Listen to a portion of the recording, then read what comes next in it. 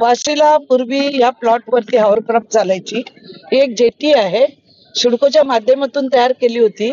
इथे बघायला यायचं तात्पर्य एवढं आहे की इथे मँग्रोवची झाडं किती वाढलेली आहेत, कारण त्याच्यामुळे पाणी अडू शकतं.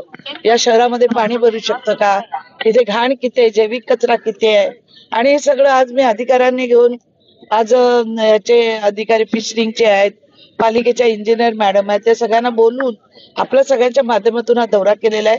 कुठे कुठे मँगोची छाटणी करायला पाहिजे, झाडं मुळात न काढता ती छाटणी केली तर हा रस्ता जो आहे, उद्या जर हॉवरक्राफ्ट चालू करायचे असेल आणि आपल्याला हा पेस रहदारीसाठी पाहिजे असेल तर तो पॅक होऊन जाईल. कुठे कुठे ठिकाणी छोट्याशा मॅग्रोमुळे सिडकोचे 5-6 एकरचे प्लॉट आज रद्द पडलेले आहेत.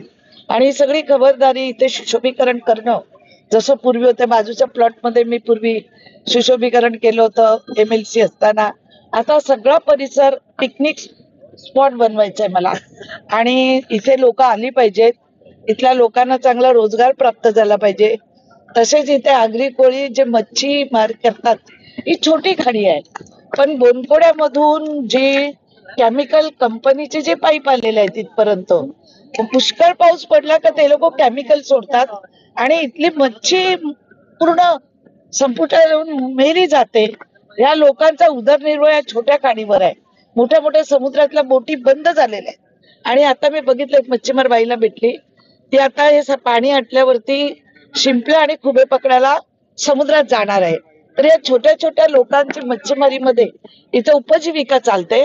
तर मी शासनामध्ये आता लक्षवेधी घेणार आहे की ह्या ज्या पाईपलाईन आलेल्या आहेत आणि या पाणी फिल्टर न करता समुद्रात जे पाणी सोडतात ते कुठेतरी बंद झालं पाहिजे.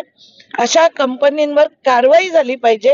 हे मी यावेळी 30 तारखेच्या अधिवेशनामध्ये हा प्रश्न मांडणार आहे, जेणेकरून इथले मच्छीमार त्यांच्यावर उपासमारी होऊ नये आणि या परिसराचं सुशोभीकरण व्हावं. या सगळ्या गोष्टीसाठी आज मी हा पाणी दौरा